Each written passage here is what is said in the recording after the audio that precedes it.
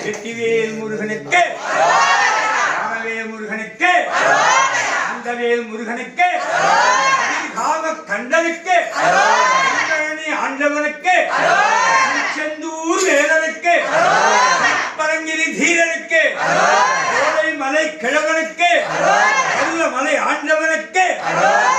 கோட்டை முருகனுக்கு, பழனி ஆண்டவனுக்கு, சிங்காரனுக்கு